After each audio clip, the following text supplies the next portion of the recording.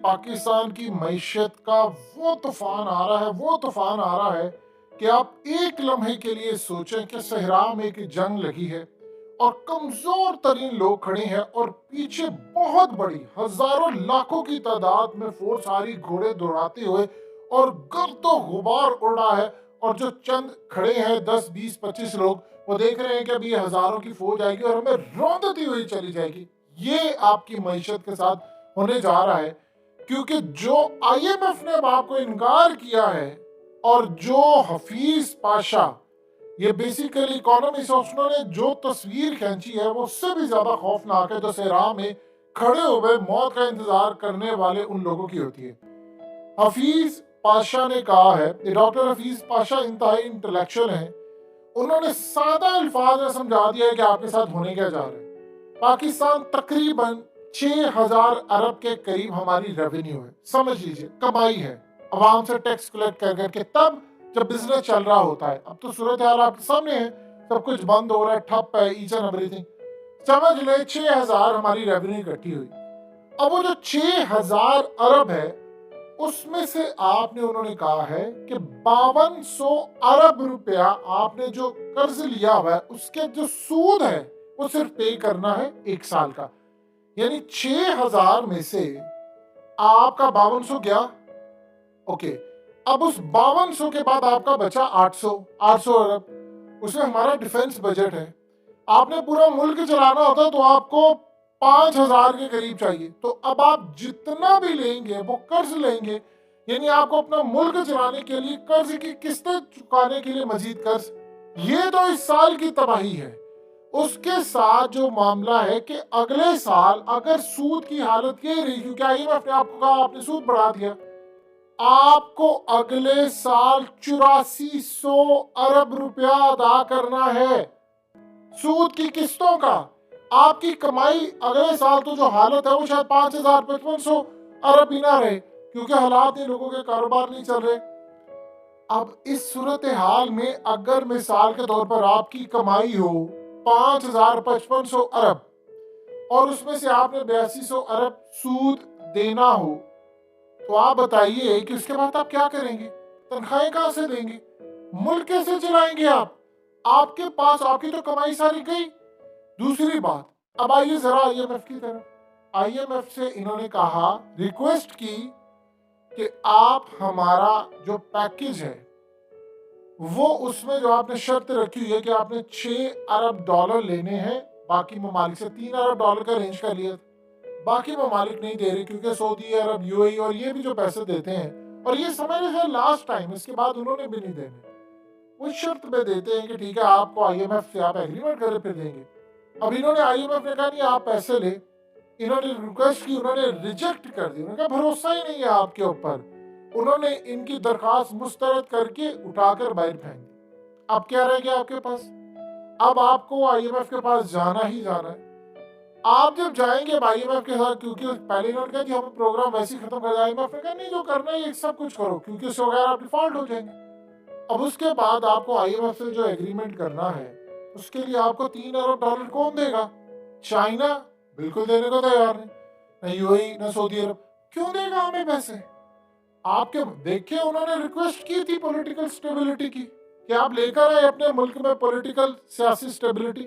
IMF ने भी ये बात की, आप नहीं लेकर आ सके। तो इस सूरत हाल में आपसे कोई पैसे, देखिए, आपको एक शख्स कहता है कि भाई मुझे कर्ज दे दो, आप उसको कर्ज देंगे? अगर आपको पता हो गया ये अदा नहीं कर सकता, ये इसके घर में तो हर वक्त लड़ाइयाँ रहती है, कारोबार नहीं करते, दुकान पर नहीं जाता, ये काम कैसे करेगा? आप उसको देंगे? आपको पता है रिटर्न ही नहीं कर सकते, तो ममालिक आपको क्यों पैसे देंगे जब आप उनका रिटर्न करने की सलाहियत नहीं रखते? रिटर्न कैसे आप कर सकते हैं?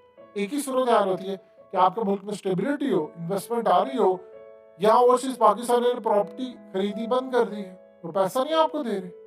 आपके मुल्क की सूरत हाल ही है, कोई इन्वेस्टर आने को तैयार नहीं, तो अब आप बताएं कि आप क्या करेंगे? अब आप एक बात बता दें, ये जब सूरत हाल होती है, आपको 25 अरब डॉलर सालाना चाहिए होते हैं, आपने कई अरब डॉलर किस्तें अदा करनी है, आप कैसे मैनेज करेंगे? कैसे आप 25 अरब डॉलर, ये तमाम चीजें कैसे मैनेज करेंगे? कोई हल किसी के पास? बताए तो सही ना, कोई किसी को बताए तो सही। आप बिजली महंगी करेंगे, डॉलर का रेट ऊपर चला जाएगा। आपको पता है कि श्रीलंका डिफॉल्ट कर गया तो 200 से उठकर 370 पर उनका चला गया था। आपको ओपन मार्केट में कल ऐलान तो हुआ 27 रुपए कम हुआ, आज भी 310-15 पर खड़ा है डॉलर। अब आप बताएं आपके पास क्या सूरत है? कुछ सोल्यूशन, कोई एक बंदा बता दे सोल्यूशन क्या, इसका कोई एक सोल्यूशन हो कि हम चीजें मैनेज कर सकते हैं। कैसे सोल्यूशन? सोल्यूशन एक होता है कि आपके मुल्क में चीजें बेहतर हो, बैरून मुल्क आप पाकिस्तानियों को कि यार पैसा लगाए। अब आपको कोई पैसा देने को तैयार नहीं है, कुछ भी नहीं है, कोई मामला नहीं है। वो तेल रूस से जो आना सा सस्ता वो भी खत्म। अब बताए हम क्या करेंगे? इकोनॉमी हमारी डाउन जा रही है। हमारे पास सोल्यूशन, या तो किसी के पास कोई जादू की छड़ी हो कि भाई ये सोल्यूशन है, उस सोल्यूशन में किसी के पास कोई नहीं है। देखिए हमारी ग्रोथ जो है, जीडीपी जो इस वक्त देखें हमारी 1% से कम है। इंडिया की 7 इशारिया कुछ है, बांग्लादेश की 5 इशारिया कुछ है, यानी हमारी 1% से कम, उनकी 5% से ऊपर, और इंडिया की 7 से ऊपर।